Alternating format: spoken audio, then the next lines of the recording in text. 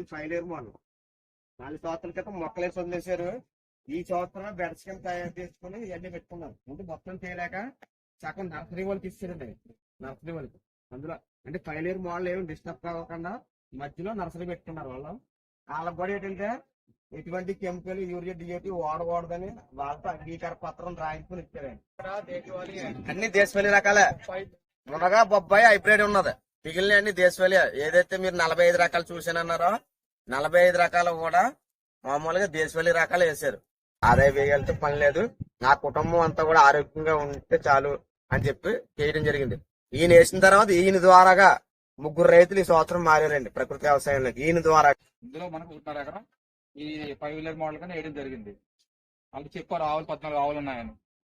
ఇంకా ఆయన దగ్గర మీరు ఏమైనా ఎక్స్పెక్టేషన్ మీరు ఏమైనా అడగాలనుకుంటే డైరెక్ట్ రైతు వచ్చి అడగచ్చు కదా.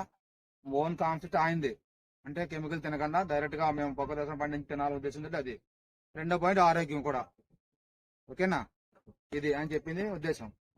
దానికోసం చేస్తున్నారు అంతే. ఆయన 1 ఎకరానికి 3 లక్షలు అన్నది ఖచ్చితంగా వస్తుంది.